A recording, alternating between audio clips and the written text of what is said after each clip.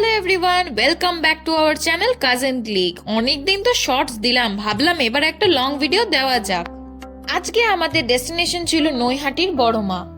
তাই আমরা ঠান্ডায় সকাল সকাল স্নান করে চলে এসেছি শিয়ালদা স্টেশন। আমাদের ট্রেন ছিল 10:32 শিয়ালদা শান্তিপুর লোকাল। আমরা গেছিলাম পৌষ সংক্রান্তির দিনে। ভিডিও অনেক লেটেই আপলোড করছি যেহেতু এডিটিং করা হয়নি। ট্রেনে চেপে আমরা অ্যাজ ইউজুয়াল লেডিসে গিয়ে বসে পড়ি, কারণ ওখানে একটু ফাঁকা থাকে আর আমরা একটু বসতে জায়গাও পেয়ে যাই। রাস্তা দেখতে দেখতে আমরা নৈহাটি স্টেশন পৌঁছে যাই। স্টেশন থেকে বেরিয়ে আমরা চললাম বড় মায়ের মন্দিরের উদ্দেশ্যে। বাংলার আরো এক বিখ্যাত ও জাগ্রত দেবী কালী হলেন নৈহাটির বড়মা। এক আমোক টানে প্রতি বছর হাজার হাজার ভক্ত মানত করেন, পুজো দেন, ভিড় করেন এক ঝলক শুধু দেখার জন্য। নৈহাটির অরবিন্দ রোডের ধর্মশালা বড় কালী ঠাকুরকেই স্থানীয়রা বড়মা বলে ডাকেন। সেই থেকেই চারিদিকে ঝড়ের গতিতে ছড়িয়ে পড়ে তার কাহিনী। আমরা যে যার মতো নিজের পুজোর ডালা নিয়ে লাইনে গিয়ে দাঁড়িয়ে পড়ি। আমরা গিয়ে দেখি তখন বিশাল লাইন পড়ে গেছে, এত ভিড়। যেহেতু সেদিন পৌষ সংক্রান্তি ছিল, একটা খুবই বিশেষ দিন, তাই প্রচন্ড ভিড় ছিল। আজ থেকে প্রায় 100 বছর আগের কথা। ভবেশ চক্রবর্তী ও তার 4 বন্ধু মিলে নবদ্বীপে ভাঙ্গারাজ দেখতে যান। সেখানে গিয়ে বড় বড় মূর্তি দেখে নৈহাটিতে একটি রক্ষাকালী মূর্তিকে বিশালাকার মূর্তি গড়ার পরিকল্পনা করেছিলেন।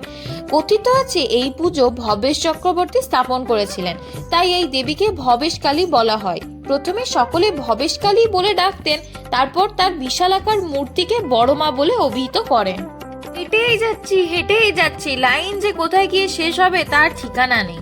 ফাইনালি এত হাঁটার পর আমরা লাইনের শেষে গিয়ে দাঁড়িয়ে পড়ি।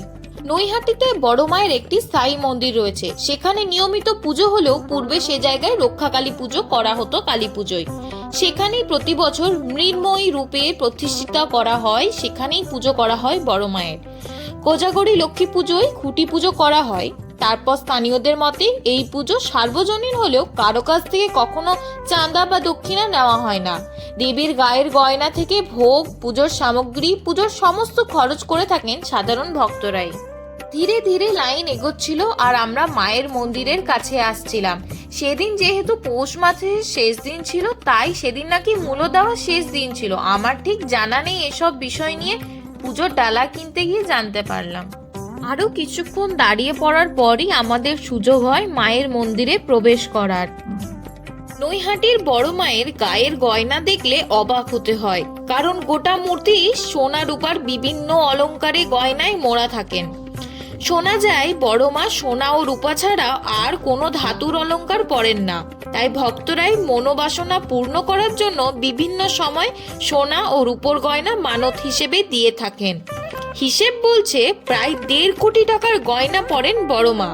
প্রতি বছর কালী পুজোয় সেই গয়না পরিয়ে পুজো করা হয় তাকে।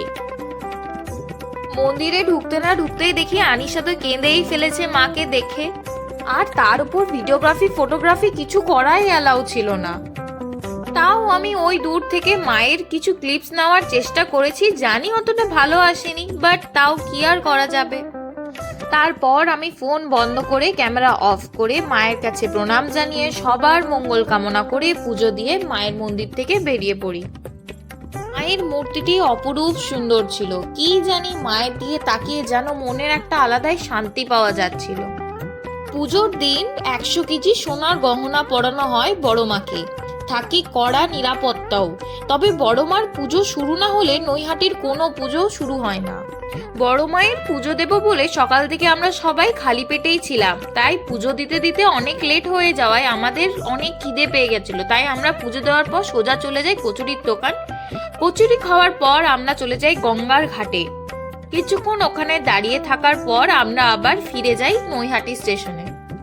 একদিন নয়, টানা 5 দিন ধরে চলে বড় মায়ের উপাসনা। নিরঞ্জনের দিন দেবী মূর্তিকে ফুলের সাজিয়ে গোটা এলাকায় বিশাল শোভাযাত্রার আয়োজন করা হয়। স্থানীয়দের মতে বড় মায়ের বিসর্জন না হওয়া পর্যন্ত নৈহাটির অন্য কোনো কালী মূর্তিকে বিসর্জন করা যায় না। আয়োজন করা হয় আলোর কার্নিভালও। ব্যাস আর কি, তারপর একটু কিছু কেনাকাটা করে মায়ের ফটো নিয়ে তারপর আমরা ব্যাক টু হোম। আর তো কোনো কাজ নেই। স্টেশনে দাঁড়িয়ে দাঁড়িয়ে ওয়েট করছিলাম কখন ট্রেন আসে, কখন চাপবো, কখন যাব। ব্যাস দেখতে দেখতেই ট্রেন চলে এলো আর আমরা জলদি করে চেপে পড়লাম ট্রেনে। প্রচন্ড ভিড় ছিল দুপুরবেলা হওয়ায়। দেখতে দেখতে আমরা শিয়ালদা স্টেশন পৌঁছে যাই। আমাদের ভিডিও যদি তোমাদের ভালো লেগে থাকে তাহলে please do like, share, comment and subscribe our channel. দেখা হচ্ছে নেক্সট ভিডিওতে। বাই।